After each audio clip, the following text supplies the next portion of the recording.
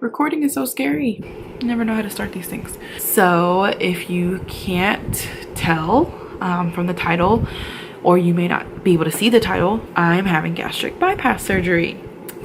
Ta-da! So I just kind of wanted to speak on it, tell you some of my background about it, and hopefully you understand why I'm doing it, and you can be supportive of my decision and understand why I'm probably going to be very, very hangry for a very long time.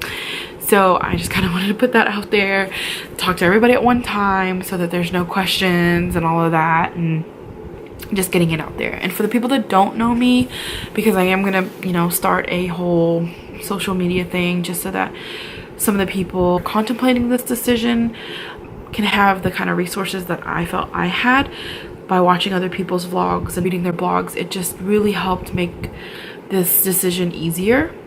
I felt more well informed to make an educated decision and not just on a whim. This is what I want to do, this is a quick fix. You know, I really sat down and watched everything that everyone had to say that I could find, and I just really appreciated that. And so I kind of want to pay it forward and do the same for someone else that's maybe thinking about doing this process. So we'll just get started. First of all, my why I decided to do surgery. For a very long time, was very proud of the fact that even though I was overweight, I was healthy. I didn't have, you know, the typical things that obesity brings, the diabetes and whatnot. And I thought that was so great. So I didn't care that I was a little overweight. I always kind of had that confidence that I needed. I mean, I was bullied as a kid because I was overweight, which, you know, it's gonna happen regardless if I was overweight or not. Kids are mean. I have a lot of insecurities because of my weight, but it hasn't been until the last I don't know, 4 or 5 years that it's really taken a toll on me. And what I was proud of, the whole being healthy thing, has done a complete 180, because now I am just always sick, and it's because of my weight.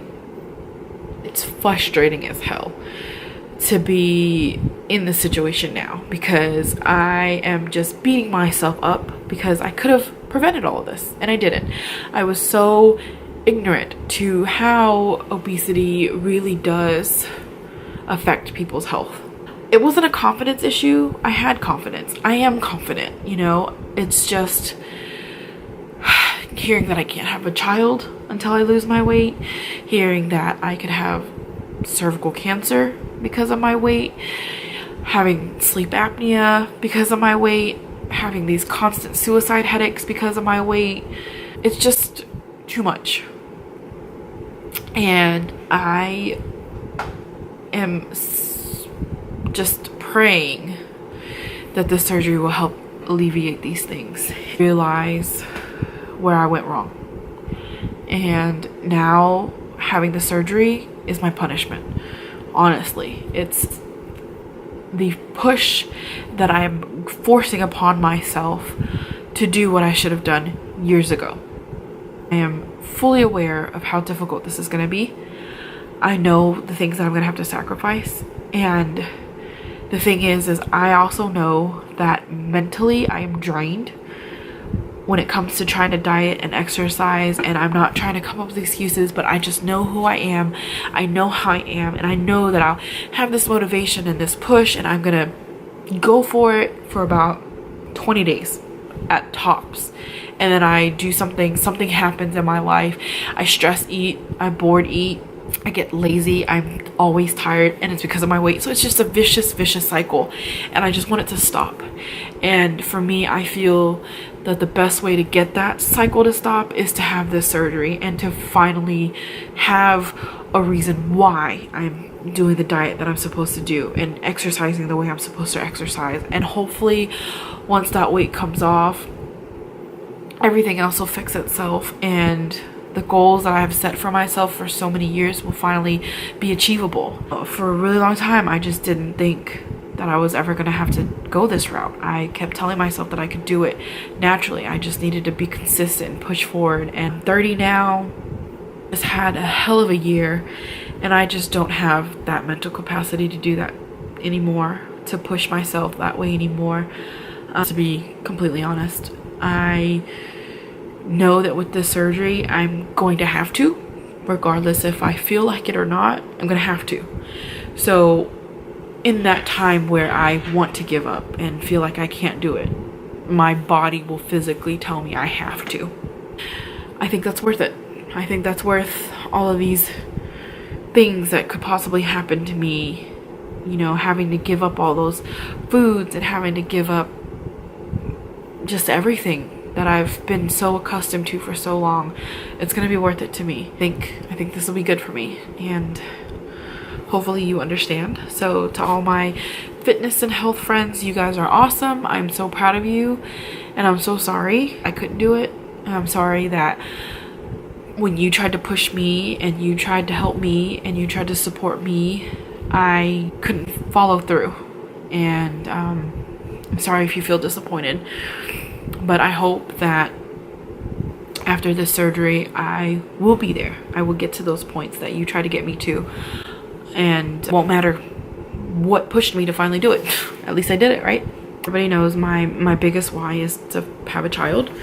So it wasn't until the 8th doctor that I've seen in the past 3 years told me that it wasn't going to happen unless I lost weight. And even if I didn't lose weight and got pregnant, it would be really unhealthy for my child, and going to try to give my child the best possible life I can from the very start.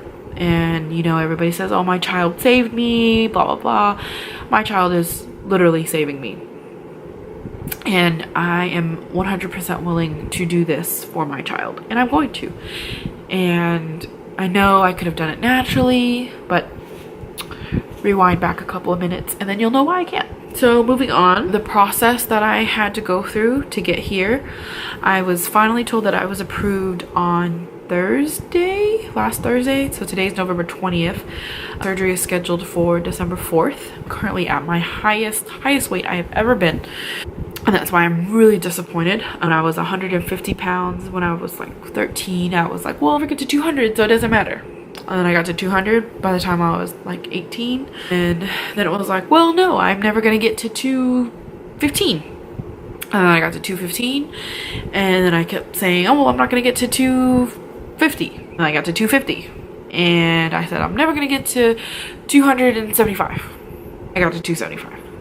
And now I'm currently at 280. Saying it out loud is awful. So disappointing. I'm at my highest weight, and I was told that I have a high risk of cervical cancer. I had some abnormal cells when they did my biopsy. Of course, the infertility thing has always been an issue. I had a few ER visits because of my suicide headaches, because of my high blood pressure, the sleep apnea. My sleep apnea has gotten worse. I'm always tired. Always tired. So anyways, those are the things that I talked to my doctor about. So of course that made me a candidate for the surgery. You know, I had to have the BMI over 40, which it is. I had to have medical reasons for needing to lose the weight, which are all those reasons. I had to do a psych evaluation to make sure that I was prepared to have the surgery. I had to do an EGD where I checked out my stomach, saw that I have actual ulcers in my stomach. I have quite a few ulcers in my stomach because of all the Aleve that I pop, because my head hurts all the time, because I pop Aleve like candy. I was told to never take those again. I had a lot of acid. I've always had a lot of acid and gas, so I had to do a stress test, and God, that stress test was really stressful. I had to ride on that bike at a certain level with the oxygen mask thing on, and I needed to get to 85 for the proper documentation, and I couldn't do it. I pushed myself so hard that my head was throbbing. I felt like my brain was gonna pop out of my head, and I only got to 83% to do it. I lose my breath so quickly. I get headaches so quickly that I just give up. Dietitian meetings, I had to speak to somebody once a month around the same time every month, starting back in July. So speaking to the nutritionist, she just kind of went over what it is I will be able to eat, the portion sizes I'll be able to eat, the different diets I'm gonna have to do. So starting next week on the 27th, I am going to have to do an all liquid diet to shrink my liver, because I'm pretty sure that it's a very fatty liver right now.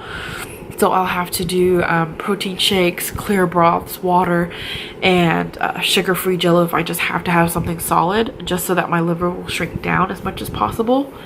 My surgery on the 4th of December, and then I'll have that liquid diet if I can even eat at all that week. I'm gonna have to force myself to get my protein and all my vitamins and all of that, since I won't be getting the nutrients from food as normal people would. And then I'll have to do that for the second week as well. Then the third week is when I'll finally be able to incorporate some solids, but not, you know, more like the soft broths or oatmeals and things like that. So it's gonna be tough. I'm so used to having my cravings control me, so it's gonna be really difficult. I'm going to be very hangry for the first probably 2 months, just trying to get adjusted to the new eating situation. So that was my approval process, and I was approved. I am having my food funerals all this week.